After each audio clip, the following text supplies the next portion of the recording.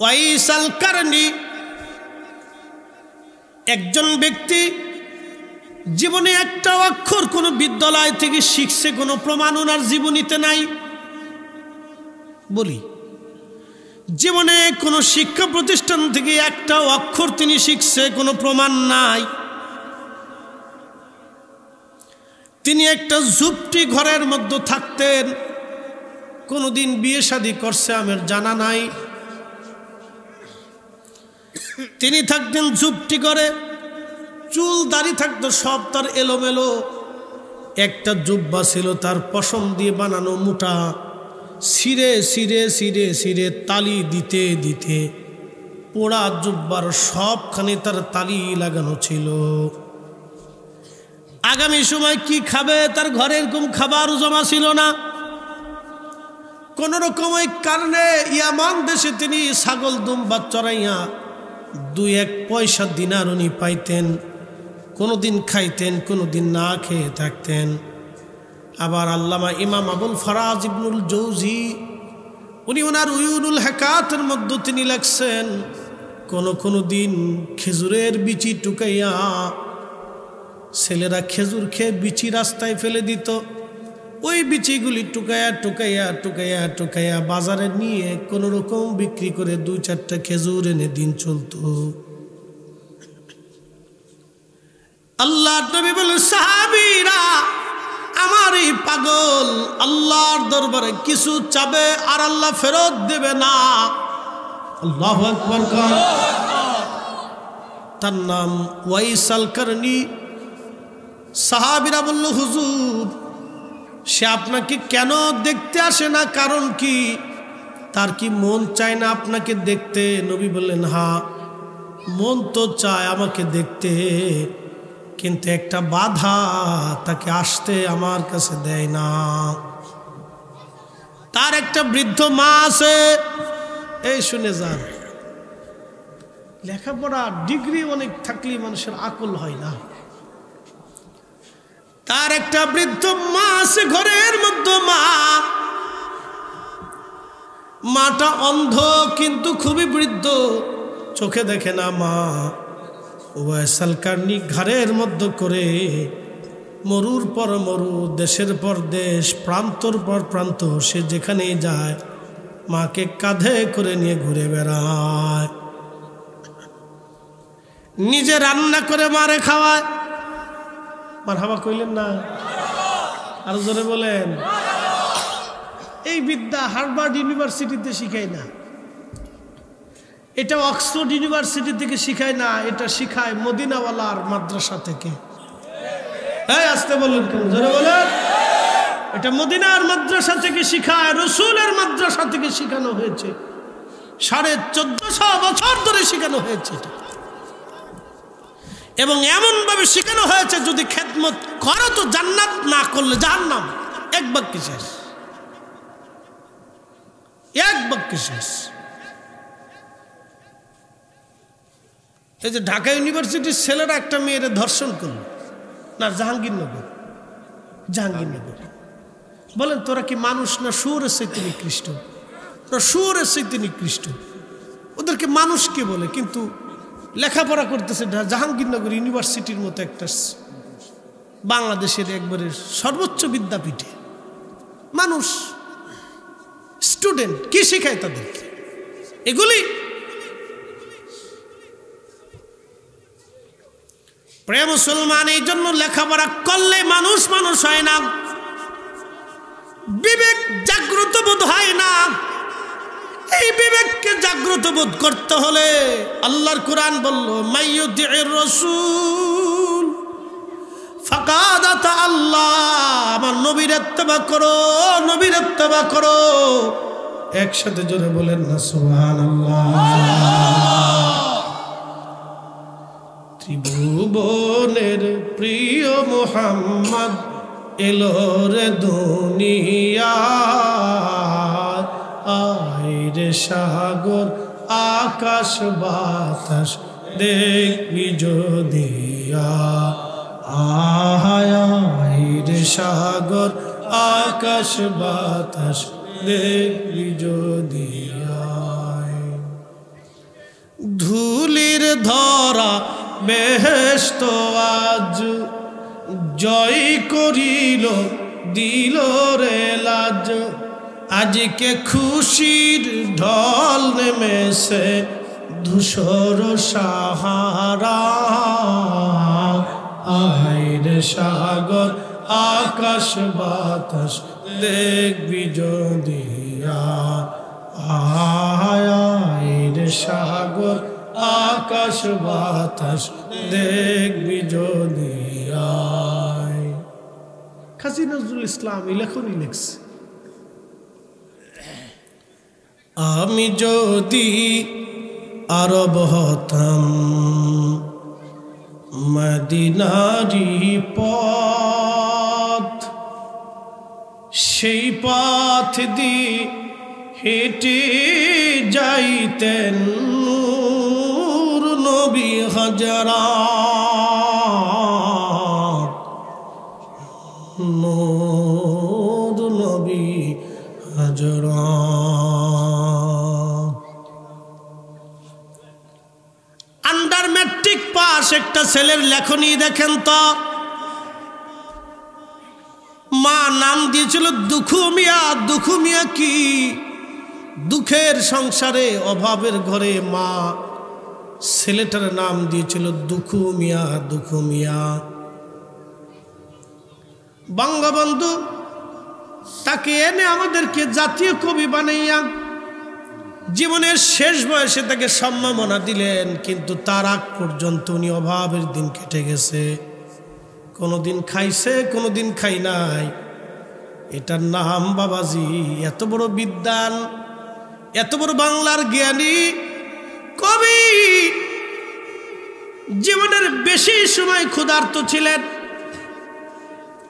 আর এদেশে সুদখোরদের বাড়ি প্রাসাদ হয়, ঘুষখোরদের বাড়ি প্রাসাদ হয়, চোরদের বাড়ি প্রাসাদ হয়, বেগম পাড়া যারা বাড়ি বানায় তাদের বাড়ি প্রাসাদ হয়। কথা কর না কেন? আফসোস আমাদের জন্য। আমার দেশে টাকার অভাব নেই, সুষম বন্টনের অভাব। টাকার কোনো অভাব নেই। যার আছে তার 1 লক্ষ কোটি টাকা আছে, যার নাই তার 1 লক্ষও নেই। যার আছে তার 50,000 কোটি টাকা আছে, যার নাই তার 50,000 টাকাও নেই। কি কথা ঠিক কিনা? নাই তো নেই। যার আছে তো শেষ নেই, শেষ নেই। প্রিয় উপস্থিতি, খুব মনোযোগ দিয়ে হাজারাতে এই ওয়াসাল কারণী মার সেবা করে। অ্যাটেনশন, তার জীবনী বলছি। একটা ঝুপড়ি ঘরে থাকতো, একটা জুব্বা তালি দিতে দিতে দিতে দিতে দিতে দিতে একবার জুব্বা ভরে গেছে তালিতে। একটা চাদর ছিল, এই চাদর জায়গায় জায়গায় শিরা তালি দেয়। চোখের কোনাতে সবসময় পানি লেগে থাকতো। বলি, পানি কি বৃষ্টির অজুর? না, এটা আল্লাহর ভয়ের চোখের পানি ছিল। এটা অল টাইম কোনাতে লেগে থাকতো। নবী বলতেন, সাহাবীরা, আমার ওয়াইসের মতো এত ক্রন্দনকারী ক্ষুধার ভয়ে আমার উম্মতের মধ্যে নাই। সুবহানাল্লাহ। আসতে হবে না জোরে হবে? আল্লাহর ভয়ে এমন ক্রন্দনকারী আমার উম্মতের মধ্যে আর নাই। অথচ জীবনে কোনোদিন কোনো বিদ্যালয়ে একটা অক্ষরও তিনি শিখেন নাই। এই জন্য ইলম আল্লাহর পক্ষ থেকে আসে। অনেক সার্টিফিকেট হইলেই তাকে জ্ঞানী ভাবার সুযোগ নাই। মনে রেখেন, এখন এটা অনেক বড় নিয়ামত। প্রিয় কমলগঞ্জবাসী, মারে গোসল করাইতো, খাবার খাওয়াই দিত, চুল আশ্রয় দিত, তেল লাগিয়ে দিত, কাপড় ধুয়ে দিত। একটা মা সন্তানকে যেইভাবে লালন পালন করে, ওয়াসাল কারণী মারে সেইভাবে লালন পালন করত। আল্লাহর নবী ডাক ডাক সাহাবীরা রে, শুধু এই কারণে আমার কাছে সে কোনো দিন আসতে পারে নাই, আমারে দেখতে পারে নাই, কিন্তু তার দাম কত জানেননি? নবীজি বলছেন কিয়ামতের মাঠে আমার ওয়াইস ওর সুপারিশে আমার উম্মতের কোটি কোটি উম্মত আল্লাহর জান্নাতে চলে যাবে।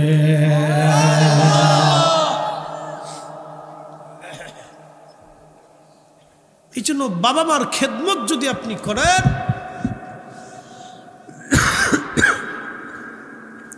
তাদেরকে যদি সন্তুষ্ট করতে পারেন, তাহলে বুঝবেন যে জীবনে নিয়ামত আপনি হাসিল করছেন। এক কথা শেষ।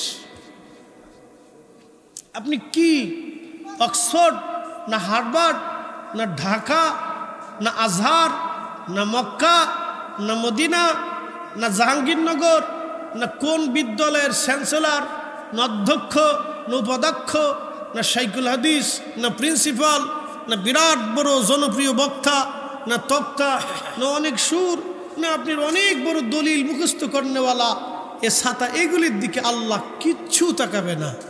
শুধু আল্লাহ দেখবে ইন্না আকরামাকুম ইনদাল্লাহি আতকাকুম।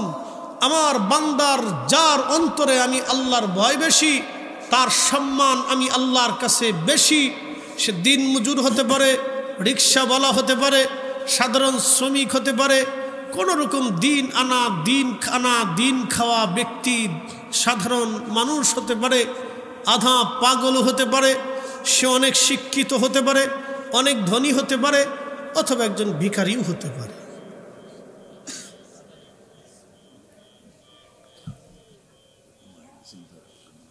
বাইরের মাইক বন্ধ করে দেন, পরে দেন, আর আজান দিয়ে দেন। আজানের সময় আজান হয়ে যাক, আচ্ছা এক্সট্রা আজানের সময় আজান হয়ে যাক, পরেটা আমরা করতেছি। الصلاة والسلام عليك سيدي يا رسول الله. الصلاة والسلام عليك يا حبيب الله. الصلاة والسلام عليك يا شافع المذنبين. الصلاة والسلام عليك يا رحمة للعالمين. الله أكبر الله أكبر الله. ভুলে যাবে রসূল আপনি ভুলেন না।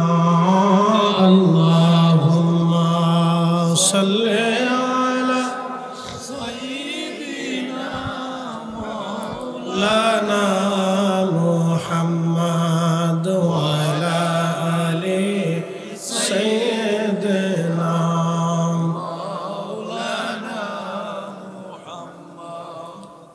বন্ধুগণ আমার, কমলগঞ্জবাসী খুবই মনোযোগ দিয়ে কথাগুলি শুনে যাবেন। এই জন্য বাবা মার খেদমত অনেক বড় দামি। যে পিতামাতা পাইল খেদমত করে জান্নাত নিতে পারল না, সে ধ্বংস হয়ে যাক। এই জন্য আল্লাহর কোরআন বলল, ইম্মা ইয়াবলুগান্না ইনদাকাল কিবারা আহাদুহুমা আও কিলাহুমা ফালা তাকুল লাহুমা উফ। এ বান্দা, তোমার বাবা মা যদি বৃদ্ধ হয়ে যায়, বুড়া হয়ে যায়, তুমি তার সঙ্গে এমন কোনো আচরণ করো না যে আচরণে তোমার আব্বা আম্মা উহু শব্দটা পর্যন্ত করে বসে। তুমি এমন কোনো আচরণ করো না যে যে আচরণে তোমার আব্বা মা শব্দটা পর্যন্ত করে বসে। আমি একটা কাসাস আপনাদের সামনে উত্থাপন করে দোয়া নেব। কাসাস আল্লামা ইমাম আবুল ফারাজ ইবনুল জৌজির কিতাব থেকে একটা কাসাস আপনাদেরকে শুনে, খুব চমৎকার এবং মজবুত একটা কাসাস। পৃথিবী বিখ্যাত একজন আল্লাহর ওলি, তার নাম হচ্ছে মালিক ইবনে দিনার আল ইরাকি। অনেক বড় ওলি ছিলেন, মুজাহাদা করতেন, জাহিদ ছিলেন, অনেক দুনিয়া বিরাগী একজন আল্লাহর ওলি ছিলেন। তো হযরত মালিক ইবনে দিনার আল ইরাকি তিনি হজ করার জন্য মক্কায় গেলেন। মক্কায় যাওয়ার পরে তিনি হজ শেষ করলেন। হজের যাবতীয় আনুষ্ঠানিকতা শেষ করার পরে তিনি আল্লাহর দরবারে হাত তুলে বলেন, আল্লাহ, কার হজ হলো কারটা হলো না আমি তো জানলাম না, আল্লাহ তুমি দয়া করে বলে দাও কার হজ হইল কারটা হইল না, তুমি দয়া করে বলিয়া দাও। স্বপ্নের ঘরে আমার মালিক আমাকে, মালিক ইবনে দিনার বলতেছে যে আল্লাহ আমাকে বলতেছে, রে মালিক, সবার হজ আমি আল্লাহ কবুল করছি, কিন্তু একজনের হজ আমি আল্লাহ কবুল করি নাই। সবাইরে মাফ করছি কিন্তু একজনকে মাফ করি নাই। মালিক ইবনে দিনার খুব চিন্তায় পড়ে গেলেন। সবার ক্ষমা হইল কিন্তু একজনের ক্ষমা হলো না। সবাইরে আল্লাহ মাফ করে দিল কিন্তু একজনকে আল্লাহ মাফ করলো না। এই লোকটাকে পরের দিন রাত্রিবেলা কান্নাকাটি করে, আল্লাহ লোকটাকে আমি যদি হইতাম আমার জীবন বরবাদ। রাত্রিবেলা কান্দে। আল্লাহ আবার বললেন, মালিক রে, ওই লোকটার নাম হচ্ছে মুহাম্মদ ইবনে হারুন সমরকন্দি। বর্তমানে আফগানিস্তানের পার্শ্ববর্তী দেশের নাম উজবেকিস্তান, উজবেকিস্তানের পার্শ্ববর্তী দেশের নাম কিরগিজস্তান, তুর্কমেনিস্তান, তুর্কিস্তান, আজারবাইজান এবং আফগানিস্তান, পাকিস্তান সহ ওই বেল্ট। বন্ধু আমার, ওই উজবেকিস্তানের বুখারা থেকে 3 মাইল দূরে হচ্ছে সমরকান্ত। উজবেকিস্তানের বুখারা, এই বুখারাতে জন্ম নিয়েছেন হযরত আল্লামা, এর ভিতরটা একটু সাউন্ড বাড়াই দেন। এই বুখারাতে জন্ম নিয়েছেন আল্লামা ইমাম বুখারী রহমতুল্লাহ আলাইহি সহ বিশ্ববিখ্যাত আল্লাহর ওলিরা। এটা একটু ইকো দিয়ে দেন। বিশ্ববিখ্যাত আল্লাহর ওলিরা এই বুখারাতে জন্ম নিয়েছে। মালিক ইবনে দিনার বললেন, আমি খুব চিন্তিত। ফজরের নামাজ পড়ে মক্কাতুল মুকাররমা থেকে উঠে আমি মক্কাবাসীদেরকে বললাম, মক্কাবাসীরা, আরে বলো মুহাম্মদ ইবনে হারুন সমরকন্দি নামে তোমরা কাউরে চিনো কিনা? মক্কাবাসী বলতেছে, হ্যাঁ আমরা তার চিনি। মুহাম্মদ ইবনে হারুন সমরকন্দি তারে আমরা চিনি। 40 বছর ধরে মাকাম ইব্রাহিমে এই লোকটা নামাজ আদায় করে, 40 বছর ধরে রোজা রাখে, 40 বছর ধরে সারাদিন রাত আল্লাহর ইবাদতে কাটায়। তো মালিক ইবনে দিনার আরো চিন্তা করলেন যে 40 বছর ধরে মাকাম ইব্রাহিমে নামাজ পড়ে তো 60খানি কথা না। কাবা শরীফের মাকাম, কাবার ভিতরে সবচেয়ে দামি জায়গা হচ্ছে মাকাম ইব্রাহিম। সে এইখানে 40 বছর সারা রাত্রি ইবাদত করে, তার হজ কবুল হইল না, তার জীবনের গুনাহ মাফ হইল না।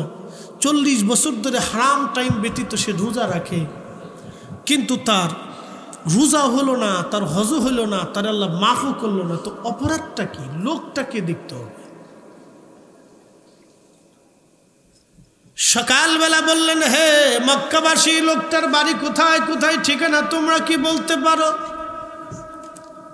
লোকেরা বলল, হুজুর, লোকটার আমরা চিনি, লোকটা মক্কায় থাকে কিন্তু তার নির্দিষ্ট কোনো ঠিকানা নাই।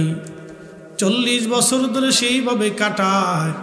তবে মক্কার বিরান ভূমিতে আপনি চলে যান, এখানে একটা গাছ আছে, এই গাছের নিচে দাঁড়াইয়া দাঁড়াইয়া সে সারাদিন আল্লাহর ইবাদতে কাটায় দেয়। আল্লাহর ওলি মালিক ইবনে দিনার চলে গেলেন, ওই গাছের নিচে যায়, দেখলেন একটা লোক নামাজ পড়ে কিন্তু তার ডান হাত কাটা। খুব ধীর স্থির ভাবে নামাজ পড়তেছে। সালাম দিয়ে মালিক ইবনে দিনার বসে গেলেন। সে নামাজ শেষ করার পরে বললেন, হুজুর, আপনার পরিচয় কি, কি বা ঠিকানা আপনার দয়া করে বলেন।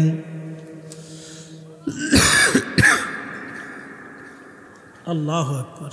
এমন ঠান্ডা লাগছে তো বলার মতো না। বুকের থেকে কপগুলি জমা জমা দলা দলা বেরোচ্ছে, এই জন্য কণ্ঠে শক্তি পাচ্ছি না। তো মনোযোগ দিয়ে তো খুব ধীর স্থিরভাবে নামাজ শেষ করার পরে আবার সালাম দিয়ে বলতেছে, কে আপনি? আমার কাছে কি জন্য আসছেন বলতে পারি? তো মালিক ইবনে দিনার বলতেছে, জনাব আমার নাম হচ্ছে মালিক ইবনে দিনার আল ইরাকি আল বসরি। হুজুর আমি আপনারে চিনছি, আপনি এই জমানার অনেক বড় ওলি, ইরাকের জাহিদ, ইরাকের আবদাল। চিনে ফেলছে, আপনি জমানার অনেক বড় ওলি। হুজুর এই মিসকিনের কাছে কি জন্য আসছেন দয়া করে বলবেন কি? মালিক ইবনে দিনার ডাক দেয় বলেন, আল্লাহর বান্দা তোমার নাম কি? মুহাম্মদ ইবনে হারুন সমরকন্দি। বলে হ্যাঁ। বলে আল্লাহর বান্দার একটা দুঃখের সংবাদ দেওয়ার জন্য আসছি। বলেন হুজুর কি দুঃখের সংবাদ?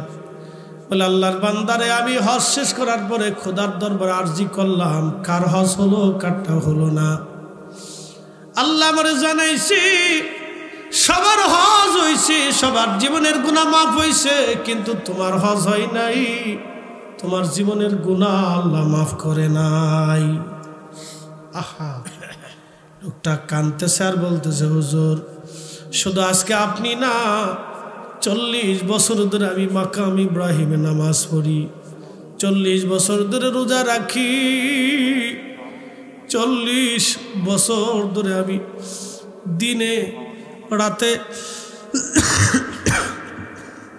সামান্য আহার করি, 40 দিন পর পর একবেলা পেট ভরে খাই, বাকি সময়গুলি সামান্য খেয়ে খেয়ে কোনো রকম আমি বেঁচে থাকি।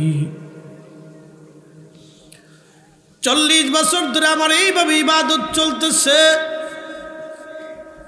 40 বছরে 40 জন ওলি এসে আমাকে বলে গেছে সবার মাফ হয় কিন্তু আমার হয় না, সবার হজ হয় কিন্তু আমার হজ হয় না। হাই হ্যাঁ হ্যাঁ, কাঁদতেছে বলতেছে, হুজুর সবারটা হয় কিন্তু আমারটা হয় না। মালিক ইবনে দিনার বলতেছে, আল্লাহর বান্দা তুমি জীবনে কি অপরাধ করছো একটু বলো তো, তোমার অপরাধটা কি, ভুল কি? লোকটা ডেকে বলে, হুজুর আমার জীবনের একটা ভুল আমাকে এই পর্যন্ত নিয়ে আসছে। ভুলটা কি তুমি বলবানি? মালিক ইবনে দিনারকে লোকটা ডাক দেয়, বলে হুজুর আমি মদ পাইছিলাম, নেশাখোর, আমি মদ পান করতাম, আমি নেশা করছিলাম, মদ পাইছিলাম। শুনে যান আপনারা, যারা নেশা খায়, কুত্তার পায়খানা যেমন নাপাক, নেশার বস্তু ওই রকম নাপাক। কথা বলেন ঠিক কিনা? কুকুরের পায়খানা যেমন নাপাক, নেশার বস্তু এরকম নাপাক। কুত্তার পায়খানা যেমন ঘৃণিত, নেশার বস্তু এরকম ঘৃণিত। কুত্তার বাথরুম যেমন বিষ্ঠা যেমন অপবিত্র, নেশার বস্তুগুলো এরকম অপবিত্র। ওটার বডির ভিতরে যাওয়ার সাথেই বডি নাপাক হয়ে যায়, এটা মনে রাখবেন। সমরকন্দি কাদার বলে, হুজুর আমি নেশা করছিলাম, মদ পাই। শাবানের শেষ রজনী, এখন রজব চলে, এরপরে শাবান আসবে। শাবানের শেষ রাত, পরের দিন রমজান আসবে। আমি মদপাই হইয়া, মদ্যপ হইয়া, মদপান করিয়া মাতলামি করে করে বাড়ি আসছি। আমার মা উনুনে চুলাতে তখন আগুন জ্বালায় রান্না বান্না করে। মালিক ইবনে দিনার আল্লাহর ওলি গো, আমার মা আমারে মাতলামি দেখে আমার হাতটা ধরে বলল, বেটারে আজকে মাহে রমজান আসবে, শাবানের শেষ রাত্র চলে যাচ্ছে রে বেটা, রোজার জন্য সবাই প্রস্তুতি নেয়, তুই কিনা মদ পান করে বাড়ি আইছো। কত মানুষ কবরে চলে গেল, মরিয়া যায়, তুই কেন মরিস না? তোর মতো সন্তান দিয়ে আমি কি করব বল? মার কথায় আমার রাগ এসে গেল। হুজুর যে হাতটা আপনি কাটা দেখতেছেন, এই হাত দিয়ে আমি মাকে মারতে লাগলাম, ঘুষি মারতে লাগলাম, থাপ্পড় মারতে লাগলাম। মা বৃদ্ধ, মা আমাকে বকাঝকা শুরু করলো, আরো রাগ করিয়া মাকে জাপটে ধরে নিয়ে আগুনের মধ্যে ফেলে দিলাম। আমার স্ত্রী আমার ধাক্কায় নিয়ে ঘরের মধ্যে নিয়ে দরজার তালা মেরে দিল। আমি সারা রাত মদ্যপ অবস্থায় অজ্ঞান হয়ে পড়ে আছি। সকালবেলা যখন আমার হুঁশ আসছে, আমি স্ত্রীকে ডাক দিয়ে বললাম, বিবিরে দরজা তালা মারা কেন? আমার স্ত্রী কর্কশ ভাষায় বলল, তোমার মতো নাফরমানের সঙ্গে সংসার করা সম্ভব না, তোমার মতো নিকৃষ্ট মানুষের সঙ্গে না সংসার করা সম্ভব না। আমি বললাম, কি হয়েছে রে বিবি বলো। স্ত্রী আমাকে ডাক দেয়, বলো, স্বামী রে, কালকে রাত্রিবেলা মদ্যপ অবস্থায় তুমি তোমার মাকে আগুনের মধ্যে পুরাইয়া মেরে ফেলছো। হুজুর, আমি পাগল পাড়া হয়ে গেলাম। দরজা ভেঙ্গে বের হয়ে দেখি মা নাই, পুরা শরীর মার পুড়ে কয়লার মতো হয়ে গেছে, কালো হয়ে গেছে। হুজুর, আমি দিশাহারা হয়ে গেলাম, কি ভুল আমার জীবনে করলাম। আহা, মারে দাফন কাফন করিয়া আমার ৮,০০০ স্বর্ণ মুদ্রা ছিল তখন জমা, বর্তমানে কয়েকশো কোটি টাকা হবে। সব টাকাগুলি আল্লাহ রাস্তায় দান করে দিলাম, যদি আল্লাহ আমারে মাফ করে। বুঝেছেন? ইমাম আবুল ফারাস ইবনুল জৌজির লেখা, একবার বিশুদ্ধ ঘটনা। আমি এই সমস্ত জমি জমা যা আছে দান করে দিলাম, যদি আল্লাহ মাফ করে। আমার 12 জন দাসীবাদী ছিল, তাদেরকে আজাদ করে দিলাম, যদি আল্লাহ মাফ করে। আমার স্ত্রীকে থেকে আমি তালাক নিলাম, সেও আমার থেকে তালাক নিয়ে চলে গেল। আমি দিনহীন হলাম, হুজুর যদি আল্লাহ মাফ করে। তারপর আমার মনে সন্দেহ, মালিক আল্লাহ মাফ করে নাই। আমি আমার বাম হাত দিয়ে কোরাল দিয়ে, যে হাত দিয়ে মাকে মারছিলাম, ওই হাতটা কাঠের উপরে রেখে কোরাল দিয়ে কুবাইয়া আমি হাত কেটে ফেলছি। দেখেন আমার হাত নাই, নিজে কোরাল দিয়ে কুবাই হাত কেটে ফেলছি, যদি মালিক মাফ করে। তারপরও মনে সান্ত্বনা হয় নাই। আমি সুদূর সমরকন থেকে আল্লাহর ঘর বাইতুল্লাহ এসে আজকে 40 বছর মাকামে ইব্রাহিম ইবাদত করি। 40 বছর 40 বার হজ করছি, কতবার উমরা করেছি, সারা দিন আমি নামাজ পড়ি। হুজুর 40 বছর ধরে রোজা রাখি, যদি আল্লাহ মাফ করে। 40 বছরে 40 জন ওলি আমাকে সংবাদ দিয়ে গেছে, সবার মাফ হয়, কিন্তু আমার মাফ হয় না। সবার ইবাদত কবুল হয়, কিন্তু আমার ইবাদত কবুল হয় না। আপনি মালিক ইবনে দিনার আজকে 40তম বছরে সংবাদ দিয়ে গেলেন, আল্লাহ আমারে মাফ করে নাই। হুজুর, আমি কি করব বলেন? আমি নিরুপায় হয়ে গেছি। বুঝে তারপরে কবরে যাবে, বুঝে কবরে যাওয়া জরুরি, শিখে কবরে যাওয়াটা জরুরি, শিখে কবরে যাওয়াটা জরুরি। যত বড় আলেম হন, বাবা মার খেদমতে যদি আব্বা আম্মা সন্তুষ্ট না হয়, তা আপনার আলেমগিরি দিয়ে 4 পয়সাও দাম নেই, 4 পয়সাও দাম, 1 পয়সাও মূল্য নেই। বলে দিয়ে গেল, যত সম্পদ আপনার হোক, যত ক্রেডিট হোক, যত বড় অফিসার হোক, কিচ্ছু না। দম ফুরানোর সাথেই 24 ঘন্টা পরে শরীরের পায়খানার রাস্তা দিয়ে পুকা আসবে, গন্ধ ছড়াবে। 1 মিনিটও দুনিয়াতে কেউ রাখবে না, প্রেসিডেন্ট কেউ না, প্রধানমন্ত্রী কেউ না, প্রধান সেনাপতি কেউ না, পুলিশ প্রধান কেউ না, ঢাকা ইউনিভার্সিটির চ্যান্সেলর কেউ না, বাংলাদেশের সবচেয়ে বড় মাদ্রাসার প্রিন্সিপাল কেউ না। 1 মিনিটও রাখবে না। ছেলে মেয়ে পরিবার আত্মীয় স্বজন সব বলবে কবরে নামাও।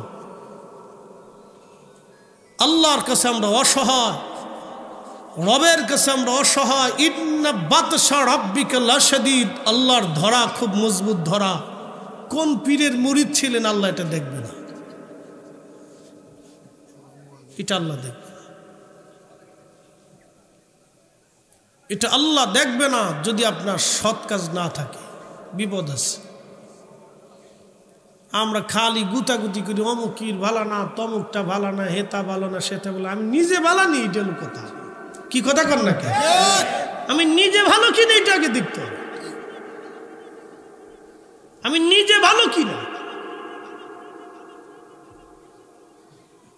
আমি নিজে ভালো হয়েছি না এটাকে দেখি।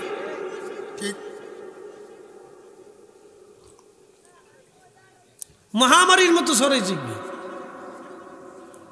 মহামারীর মতো। খুব দুঃখ কষ্টের কথাগুলো আজকে বলতে হচ্ছে, বুঝছেন? এই জন্য আপনারা সচেতন থাকবেন। আল্লাহ সকলকে সচেতন হওয়ার তৌফিক দিয়ে সকলে বলে না, নিজেকে আল্লাহর দরজা থেকে মুক্ত করতে হবে, নবীর কদমের গোলাম হয়ে কবরে যাইতে হবে। কথা বলেন ঠিক কিনা? আমার রসুল আমার উপর সন্তুষ্ট আছে কিনা এটা দেখতে হবে। এটা সবচেয়ে বড় চিন্তা। আমি নিজের চিন্তাই তো পরেশান, তো আর একজন চোর না ডাকাত না কি করলো না করলো আমি তো বুঝে শিখতে পারতেছি। এই জন্য গীবত তহমত এগুলি থেকে দূরে থাকতে হবে। বৌতান করা, মিথ্যা কথা বলা, চগুলখুরি করা, একজনের দোষ আরেকজনের কাছে বইলে অশান্তি বাড়ানো, বিশৃঙ্খলা তৈরি করা, ফাসাদ তৈরি করা, এগুলো হলো অসুস্থ মানুষের কাজ। আচ্ছা আপনারা বলেন তো, 1400 বছর ধরে আমরা তারাবির নামাজ 20 রাকাত পড়তেছি, কত বছর ধরে? 1400 বছর। কথা বুঝতে হবে, আমি কারো বিরোধিতা করতেছি না, সলিউশন দিচ্ছি। এদেশে ইসলাম আনছেন 360 জন অলি, কথা ঠিক কিনা? এর আগেও এদেশে অলিরা আসছিলেন, কিন্তু 360 জনের মতো দিন প্রতিষ্ঠিত করতে পারেন। 360 জন ছাড়া এই উপমহাদেশে আরো লক্ষ লক্ষ অলি আসছে। তারা যদি 8 রাকাত তারাবি পড়তো, তাহলে 1000 বছর ধরে এদেশের মুসলমান 8 রাকাতই তারাবি পড়তো। তার মানে উন্ডা যে ইসলাম এনেছেন এটা একবারে মদিনার সাচ্চা ইসলাম আনছেন, কথা ঠিক কিনা? মদিনার সাচ্চা ইসলাম আজকে 1400 বছর পরে এসে এই অশান্তি কারা বাঁধাইল বলে? এই বিশৃঙ্খলাটা, এই ফাসাদটা আমার সমাজে কে বাঁধাইল? কেন আমার দেশে এই ফাসাদ বাঁধাইতে হবে? আমি তো হকের উপরে আছি, আমি তো সত্যের উপরে দায়াম কায়েম আছি। কেন এসে আমার মসজিদে তুমি ভেজাল বাঁধাইলে? কারণটা কি? এর অর্থটা কি? এর হেতু কি? এর উদ্দেশ্য কি? যত দিন যাচ্ছে তত ফাসাদ বাড়তেছে, যত দিন যাচ্ছে তত ভাই ভাইয়ের সাথে দ্বন্দ্ব বাড়তেছে, যত দিন যাচ্ছে তত ইমাম মুসল্লির সাথে দ্বন্দ্ব বাড়তেছে, যত দিন যাচ্ছে তত বন্ধু বন্ধুর সাথে দ্বন্দ্ব বাড়ছে, যত দিন যাচ্ছে তত ছেলে পিতার সাথে দ্বন্দ্ব বাড়তেছে। কল্পনা করতে পারবেন? শুধু মতানৈক্যের কারণে একটা ছেলে বাপকে দেখতে পারে না।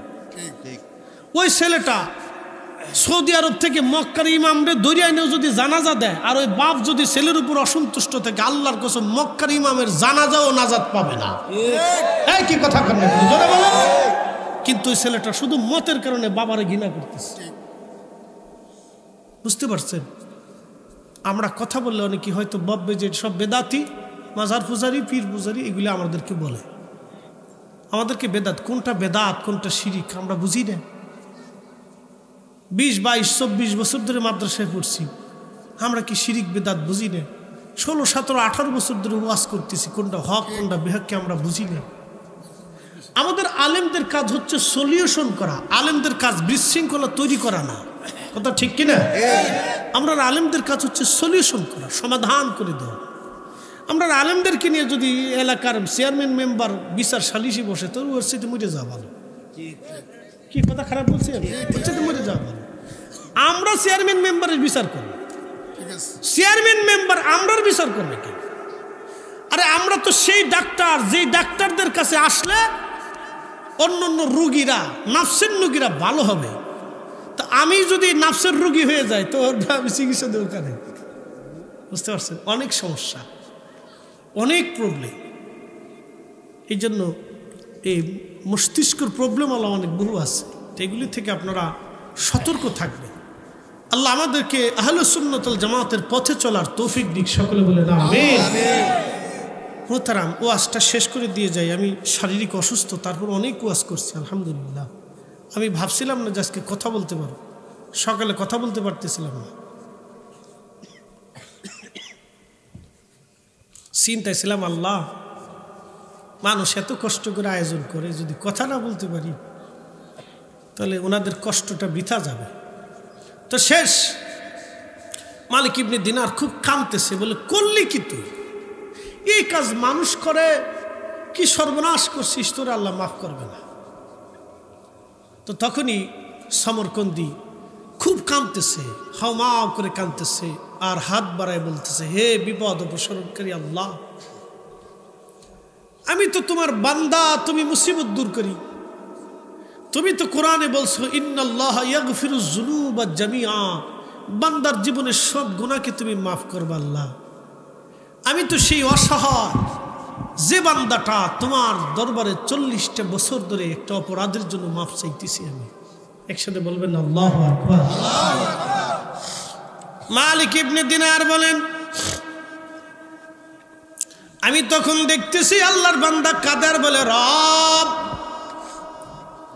40টা বছর ধরে আমি তোমার দরবারে কাঁদতেছি একটা ভুলের জন্য, অপরাধের জন্য গো আল্লাহ।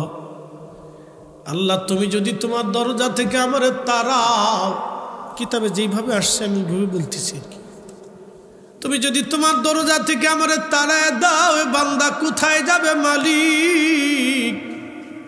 আল্লাহ তোমার প্রশংসা করার মতো যোগ্যতা আমার নাই, তোমার প্রশংসা তুমি তো নিজেই করছো মালিক। আল্লাহ তোমার বান্দারে তুমি তাড়াইয়া দিও না। আমি 40 বছর ধরে ভুলের জন্য নামাজ রোজা জিকির ফিকির দিয়া দুনিয়া বিরাগী হইয়া তোমার ঘরের পাশে বসে বসে কান্দি। আল্লাহ আমারে তুমি মাফ করে দাও, আমারে তুমি মাফ করে দাও, মাফ করে দাও। খুব বিনয়ী বিনয়ী কাঁদতেছে সে। শোনেন, আল্লাহ তো বলছে লা তাকনাতু মির রাহমাতিল্লাহ, আমার রহমত থেকে নিরাশ হয় না। আল্লাহ রহমতের জরিয়ার ভিতরে জোশ লেগে গেল, তার ওই দিনের কান্নাটা পছন্দ হয়ে গেল। এই আমাদের দেশে যারা কয় দোয়া না করলেও চলবে, সব শয়তানের দালাল, শয়তানের দালাল। বলে হুজুর শয়তানের দালাল কইলেন কে? আমি আপনাদের বুঝাই। জীবনের কোন দোয়া বাবা কবুল হবে আমরা জানি না, কথা ঠিক কিনা? এই লোকটা 40 বছর ধরে কান্দে কিন্তু কবুল হয়নি। মাকামে ইব্রাহিমে কাঁদছে, তাও কবুল হয় নাই। কিন্তু এই দিনের সেই তার আকুতি মিনতি, মনের তামান্না আকাঙ্ক্ষা আল্লাহ রহমতের দরিয়ার ভিতরে ধাক্কা লেগে গেল। ঠিক তখনই আল্লাহ পাকের মায়া লেগে গেল। এই জন্য জীবনের কোন দোয়া কবুল হবে জানি না। যারা দোয়া না করলে চলে, না করলে চলে, এটি সব শয়তান। কি কথা কর না কেন? সব শয়তান। এগুলি ফিতনা, ফাসাদ, অশান্তি আমার সমাজে মুসলিম মিল্লাতের ভিতরে বীজ ঢুকিয়ে দেওয়া হয়েছে। এই অশান্তির বীজ ঢুকানো হয়েছে। তো যাই হোক, মালিক ইবনে দিনার রাত্রিবেলা ঘুমাচ্ছে, স্বপ্ন দেখতেছে রাসূল করিম সাল্লাল্লাহু আলাইহি সাল্লাম মালিক ইবনে দিনারের ঘরে তশরিফ আছে। না আসতে হয়ে গেল না, জোরে বলবে। নবী আসেনি, কথা কেন কেন? নবী আসে, আসে আসে, জোরে বলে নবী আসে, আসে। আল্লাহু আকবার। এই রাসূলের শান বলে শেষ করার মতো যোগ্যতা আমার নাই। এখন এই রাসূলের কথা বলতে গেলে রাত শেষ হবে, তবে শুধু একটু বলি। আল্লাহ তার নবীকে মেরাজের রাত্রিবেলা নিতে নিতে নিতে নিতে নিতে নিতে সিদরাতুল মুনতাহা থেকে নিতে নিতে নিতে নিতে এত উচ্চে নিলেন, এত উচ্চে নিলেন। সহিহ বুখারীর খাদিমুর রাসূল আনাসের ভাষায় বর্ণনাতে, রাসূল করিমের ভাষায়, বিমা লা ইয়ালামুহু ইল্লাল্লাহ, এর সীমানা আল্লাহ ছাড়া আর কেউ জানেই না। একসাথে বলবেন না সুবহানাল্লাহ। এখন প্রশ্ন যে আল্লাহ ছাড়া কেউ জানবে না কেন? কারণ জিব্রাইল তো আর ওই রাস্তায় যেতে পারে নাই। ওখানে শুধু আল্লাহ তার নবী, আল্লাহ তার নবী, আল্লাহ তার নবী, আল্লাহ আর নবী ছাড়া আর কেউ নেই। ওই সীমানায় আল্লাহ রসুল ছাড়া কেউ যাবেও না। নবী যে রাস্তায় গেছে সে রাস্তায় আর যার কারো যাওয়ার সুযোগ নাই। এরপরে রসুল বলতেছেন, আল্লাহ আমি আল্লাহর সামনাসামনি হইলাম, ফাকাদ কাবা কাউসাইনি আও আদনা, আল্লাহর সামনাসামনি হইলাম। একটা ধনুক পরিমাণ আল্লাহর সামনাসামনি হলাম।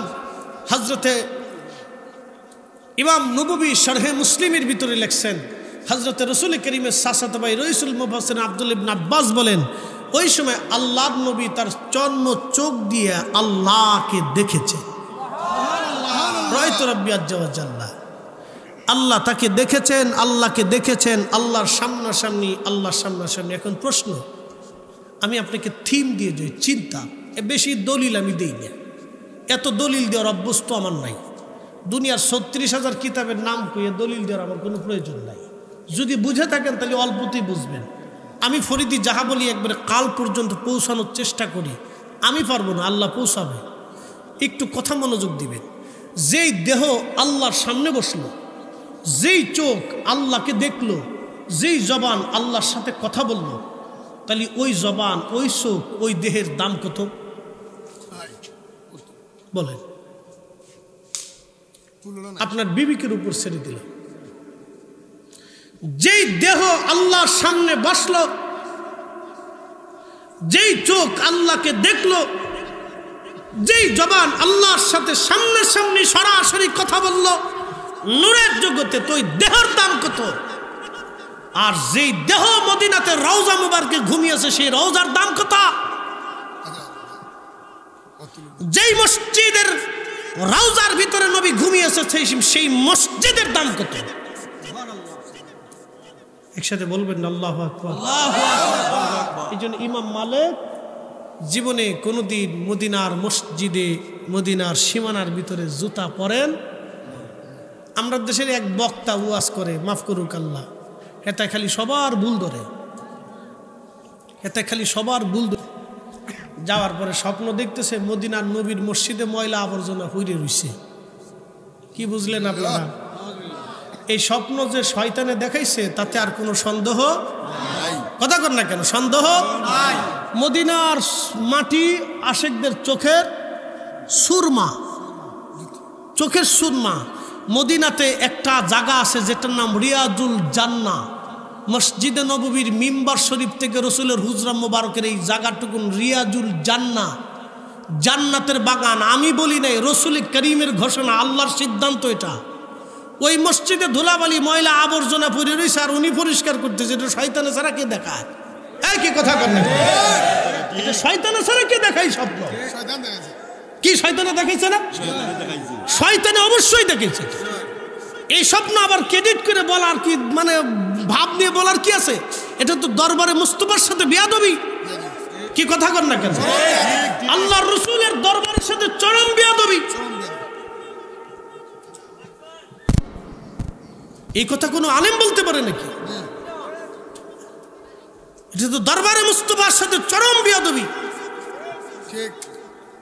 আল্লাহু আকবার। আমি কি করে আপনাদেরকে বুঝাবো? মদিনার মাটির ভিতর থেকে বেহেশতের ঘিরান আসে। কিসের ঘিরান?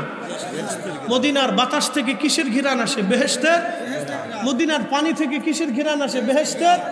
মদিনাতে কেউ থাকছেন নাকি? একটু হাতুসা করবেন। মদিনাতে, মদিনাতে কতদিন থাকছেন? 1 সপ্তাহ থাকছেন। আচ্ছা, মাশাআল্লাহ। কেমন লাগছে আপনার কাছে বলেন তো? মদিনার মতো শান্তি পৃথিবীর কোথাও পাইছেন আপনি? মদিনার মতো শান্তি কোথাও পাবেন? আল্লাহু আকবার। দেখেন, প্রত্যেক যে আশেক বলবে না মদিনার মতো শান্তি, মদিনার মতো জায়গা, মদিনার মাটি থেকে, মদিনার বাতাস থেকে, মদিনার পানি থেকে আল্লাহর বেহেশতের ঘিরান আসে। রাসূল বলেছেন ওয়াদিল মুবারক, সহিহ বুখারীর হাদিস, এটা মুবারকময় ওয়াদি, উপত্যকা। রাসূল বলেছেন মুবারকময় উপত্যকা। রাসূল করিম বলছেন মদিনা মুনাফিক বেঈমান পার্থক্য করনে বলা। এই মদিনা, রাসূল করিম বলছেন এই মদিনার মসজিদে কেউ নামাজ পড়লে 40 ওয়াক্ত নেফাক থেকে, আল্লাহ থেকে মুক্ত করে দেয়। নবী বলছেন এই মদিনাকে যে কষ্ট দেয় সে আল্লাহকে কষ্ট দেয়, তার আখিরাত বরবাদ হবে। রাসূল বলছেন মদিনার গাছ কাটা, মদিনার মানুষ কষ্ট দেওয়া, মদিনার পশু পাখি কষ্ট দেওয়া হারাম, নিষিদ্ধ। এই মদিনার ফজিলত আমি বলে শেষ করতে পারবো না। কি এক আজাইরা শয়তানি স্বপ্ন দেখছে। রাসূল করিম রওজা মুবারকে ঘুমিয়েছেন, ওই রওজা, যেই রওজা আরশে মুআল্লার চাইতেও দামি। কথা বলেন না ঠিক কিনা? ওই মসজিদে সেই রওজা, ওটা আছে দেখ, চোখের সুরমা এটা।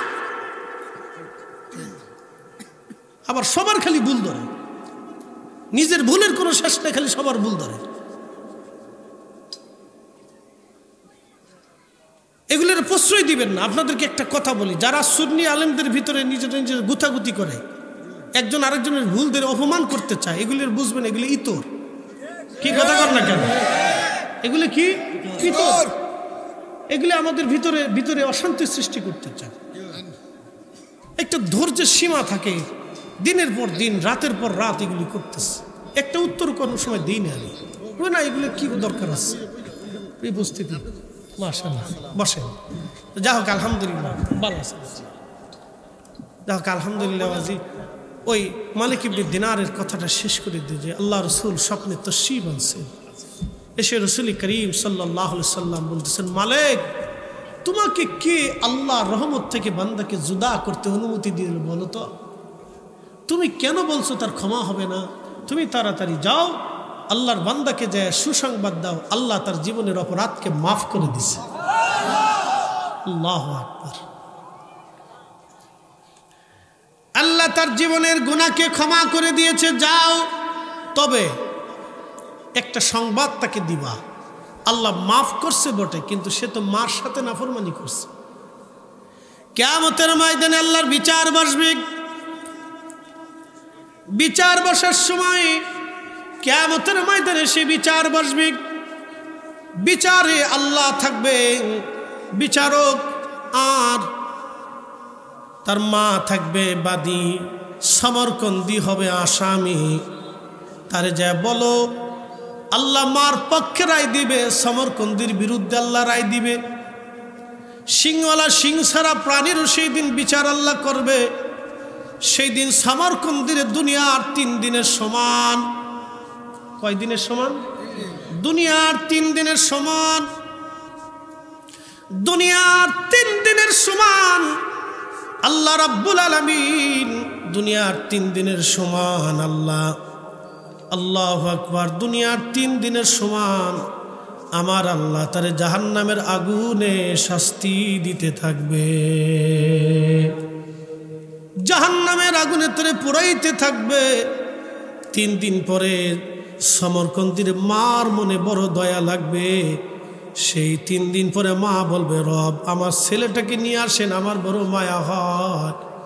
আল্লাহ আমি ওরে মাফ করে দিছি, আপনিও আমার সন্তানটাকে মাফ করে দেন।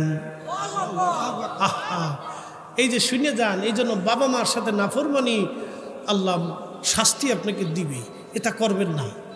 বাবা মার কাছ থেকে মাফ চেয়ে নিতে হবে। যদি তারা মাফ করে দেয় তাহলে বাইসে গেলেন, আর যদি মাফ না করে মক্কায় কানলেও কাজ হবে।